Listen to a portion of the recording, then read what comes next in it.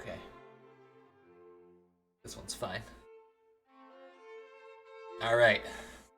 This is a reading of... I don't know what to call this story. But it's a beautiful tale.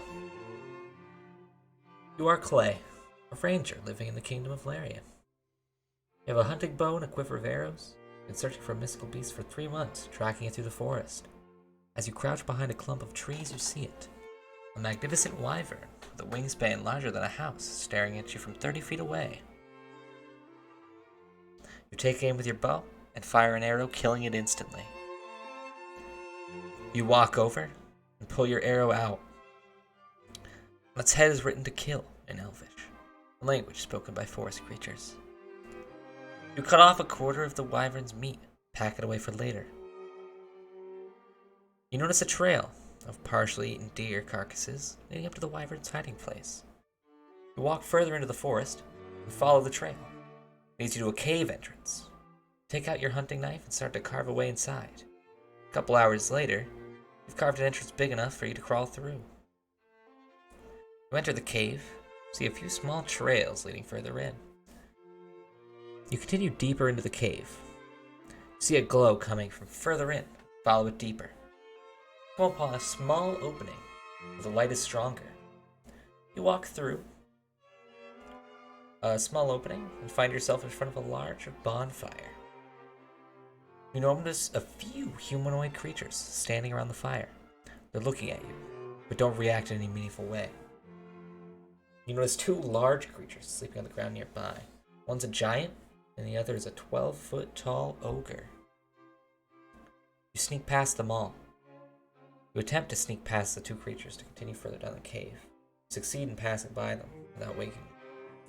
Continue further down the cave, past several more clusters of creatures basking in the light of the fire. You notice the creatures are small humans. They're dressed in rags and are very dirty. They have a pleasant, if somewhat dazed expression on their faces. Suddenly, you hear a voice in your head. "Welcome to the realm of the lost," you hear the voice say. Then the creatures all stand up and begin approaching you with aggressive intent.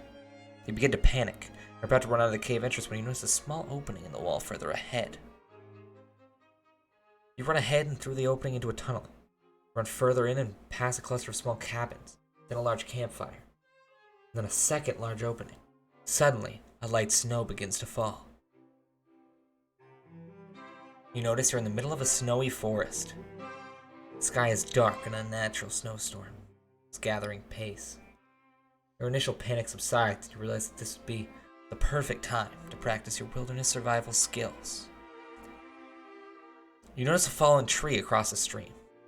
There's a fair bit of snow on the ground, and a light dusting of snow is falling. There's a large tree on the other side of the stream that should provide adequate shelter. You head further into the forest, travel a fair way before you come across a campsite. There you see 2 skeletons, one skinny and one tall. Oh, never mind. One skinny and tall. The other short and wider. The tall one wears red, and the short one wears blue. You greet the skeletons. You go up to the tall one in the red coat and say hello. The skeleton looks at you in awe. "A human!" he exclaims. The blue skeleton looks over his shoulder unamused. "Huh. Would you look at that, Papyrus?" he says. You introduce yourself to the 2 skeletons and request to know the way to Snowdin. They tell you that they have been sent to guard the entrance to prevent everyone from entering the realm of the lost. Their job was to Snowdin the streams and make paths as well as guard the entrance.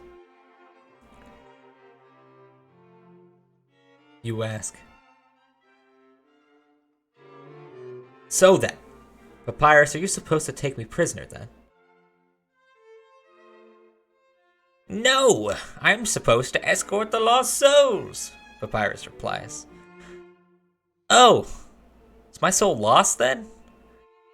"Well, you're not a soul, you're a lost stranger," he says.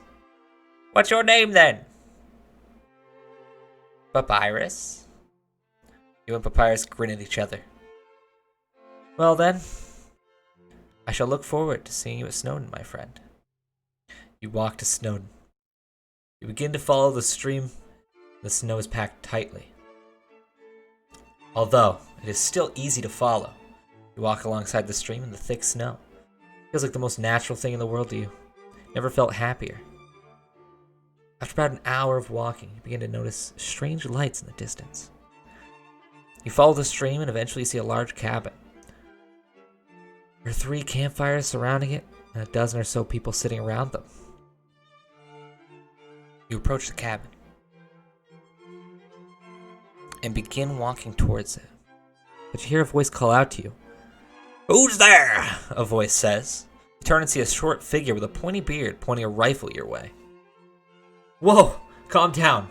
My name's Clay. I'm looking for Snowdin." The man lowers his gun. "So, you're the one that snowman told me to expect," he says, no longer looking threatened, rather excited. "Wait here for a second. Let the boss know that you're here." You wait for him to return. It's been about 5 minutes, and you begin to wonder where he's gone. Then, you hear a gunshot and see the man stumble out to the path. "Sorry," he says, "but I really need to test you." And he quickly shuffles back to the cabin.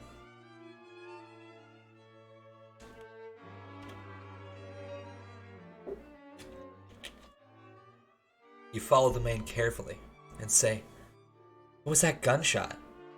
"A gunshot? Oh, you heard that right," he replies. "That was the bullet I used to kill the trigger." You killed a bullet? You ask, incredulously. "What does that prove?" The man simply smiles and leads you into the cabin. You reach the cabin, and you're suddenly surrounded by a dozen or two of the strangest people you've ever seen. They all have a vaguely insect-like appearance, with 8 legs and a large head with multiple eyes. You look closer. You start inspecting these people carefully. They remind you of pictures you've seen of monks, except they're covered by light brown and orange hairs. Their eyes are huge and take up most of their faces. You say, "Hello, who are you?" "My name's Clay."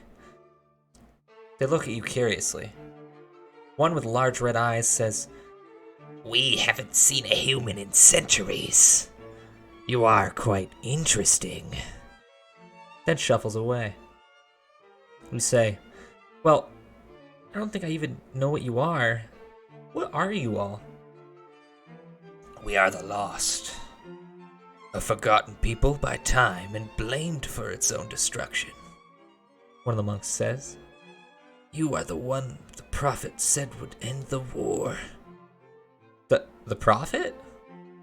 "A long story," the monk says darkly. "But what is more important is that you are the one who brought us back from extinction. You can see that our community is rich with history, full of ancient passages and secret rooms. We could easily measure years exploring it all." "Wait, am I supposed to end your war? What war?" The monk seems confused, then angry. "We've not had a war for centuries. Your leaders have been driving us into extinction by destroying our homes with deadly pollution and mountaintop removal." "Oh, that. I apologize, but that really isn't my doing. Am I supposed to stop them somehow?" you say. The monks look angry again, and one hisses. "How can you say that? Are you a hairbringer of death? You bring destruction wherever you go." I'm sorry, but if I could stop them, I would," you say. "You lie," the monk hisses. "How could a mere mortal defy the will of heaven?" You back away slowly. The monks begin walking towards you, and you realize that they're much faster than you are. You try to run, but they quickly catch up and grab you. They tear you apart with their long nails, devouring you in large pieces. "You will die for your crimes," they all hiss, walking away in a single direction. The police soon arrive at the cabin. They immediately know something's wrong and send in a cadaver dog to search for people. The dog quickly finds your body, and the police rush in from several sides. As you lie there in the snow, Sans and Papyrus come out of the woodwork to your side. They're here to try and save you. You can either thoroughly trust these people, or die in the cold that they've brought on you. You allow Sans and Papyrus to help you. The two monsters help you to your feet.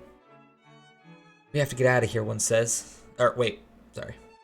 We have to get out of here, one says. They walk out of the snowy cabin and seem to head into a cave.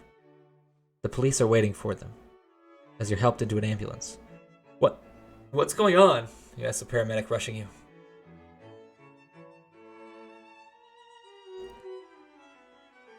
You're having a heart attack in the cold. We need to get you to a hospital, he says, speeding towards the nearest hospital. I'm having a heart attack too?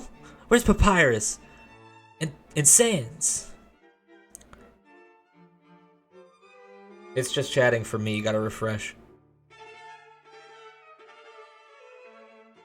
You're taken to the hospital and rushed to the emergency room. I need to see the doctor now, you say, as you get out of the medic's vehicle. The medic shrugs and runs away, leaving you alone with the situation you're in.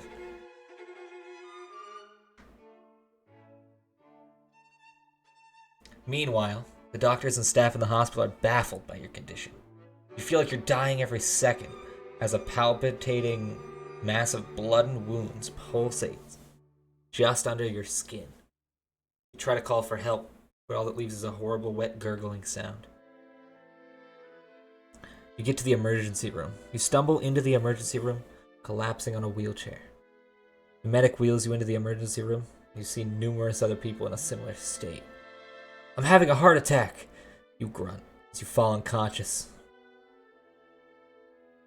You spend several hours drifting in and out of consciousness, an entire day before you finally connected to the heart monitors. It seems there's something severely wrong with your heart, as it slows to a dangerous pace. Doctor, where's Sans and Papyrus? I want to see them one last time if I'm gonna die, you say. The doctor walks over to you, shaking his head. I'm sorry, but they died here. You're next. No, I don't want to go. At least let me see them. I'm sorry, but that'd be cruel and unusual punishment to the patient. You can't believe what you're hearing. You try to run from your fate, but your body won't work. You struggle to get up, but your body won't listen. Your muscles burn and contract, but you can't get away from the machine. The needle enters your arm and you go limp. You're next. The door is broken down, and on the other side, you and the doctor both see Pika Man, one of your friends. He's a mute but strong. He holds a sword in each hand and is here to save you from the crazy doctor who wants to take your soul. The doctor runs behind a counter and hides. Pika Man charges towards the doctor, swinging his sword madly. You watch intently. He jumps up and lands on the counter. He swings down, slashing open the doctor's throat. You try to sit up. You waste your time trying to move. It's a useless endeavor. Your muscles are like concrete mixed in with burning hot steel that twist and contract with unimaginable pain. You scream as the sword-wielding Pika Man strides towards you. You say, Pika Man, help! I can't move. Pika Man just looks at you. Then his sword. He stands above you, raising his sword. You turn your head to one side to avoid it. The blade cuts through the air with a swishing sound, and it's headed straight for your face. Then, before Pika Man's sword touches you, he erupts into flames. You realize behind him is the strongest pyromancer who ever existed. John Anime himself, here to save you from the evil doctor's cruelty. He uses his magical powers to freeze Pika Man in place. John Anime walks up to him and burns him to a crisp. He then turns to you and gently lifts your burning body from the chair. Thank you, John Anime, you say. Let's get out of here. He raises you over his head, carries you out of the room. He's brought you to the emergency room, and your life is saved. But now, You must find a new path in this darkness. You remember that there's still a war going on. Perhaps you can help in that way? The other side of the coin. You say, thank you, John Anime, but where will you go now? I don't know, but you can't stay here. I'd be killed too. He holds you close to him. You can tell he's afraid. We'll find a way. How? You don't need to worry about that now. Then why bring me along? He looks at you and sighs. I don't know. You stand there in silence for what seems like an eternity. Then, you shrug. Give him the only answer you can. I don't care. Eventually, John Anime leaves, leaving you to go on your adventure by yourself once again. The end.